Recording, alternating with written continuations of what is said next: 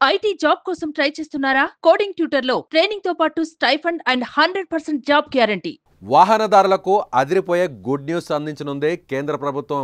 త్వరలోనే diesel, petrol ధరలు తగ్గే ఛాన్స్ ఉన్నట్లు తెలుస్తోంది.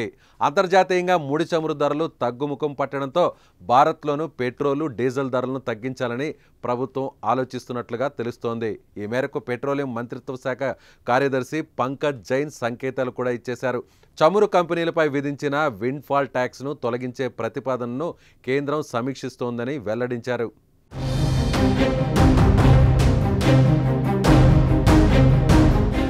ఇది ఆదాయపు పన్నులో క్యాపిటల్ గెయిన్స్ ట్యాక్స్ మాదిరిగానే ఉంటుంది.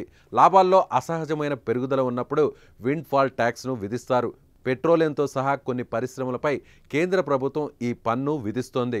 2022లో తొలిసారిగా కేంద్రం విండ్ ఫాల్ ట్యాక్స్ని అమల్లోకి తీసుకువచ్చింది. ప్రపంచ చమురు ధరలలో ఆకస్మిక హెచ్చుతగ్గుల నుంచి చమురు కంపెనీలు భారీ లాభాలను ఆర్జించినప్పుడు ఈ పన్ను విధించబడుతుంది. ప్రపంచ చమురు ధరలకు అనుగుణంగా ప్రభుత్వం నెలకు 2 సార్లు విండ్ ఫాల్ పన్నును సవరిస్తోంది. ఇక ఇప్పుడు ఈ ట్యాక్స్ను పూర్తిగా తొలగించాలని మోదీ సర్కార్ యోచిస్తోంది. ఆయిల్ రిఫైనింగ్ కంపెనీలకు లాభాల మార్జిన్ తగ్గిపోతున్న నేపథ్యంలో విండ్ ఫాల్ ట్యాక్స్ను తొలగించే ఆలోచనలో కేంద్రం ఉన్నట్లు తెలుస్తోంది.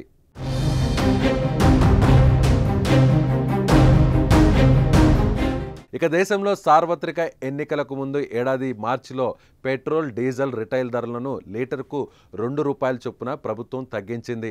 జమ్మూ కాశ్మీర్, హర్యానా రాష్ట్రాలతో పాటు మహారాష్ట్ర వంటి కీలక రాష్ట్రాల ఎన్నికలు ఉండడంతో మరోసారి పెట్రోల్ ధరల కోతకు అవకాశం ఉందన్నది మార్కెట్ వర్గాలు అంచనా వేస్తున్నాయి.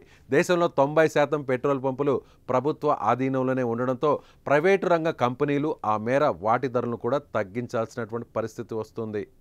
మీ బిజినెస్ ఏదైనా మీ ఊర్లో ప్రమోషన్ చేయాలంటే అది సుమన్ టీవీతోనే సాధ్యం. ఇప్పుడే సంప్రదించండి.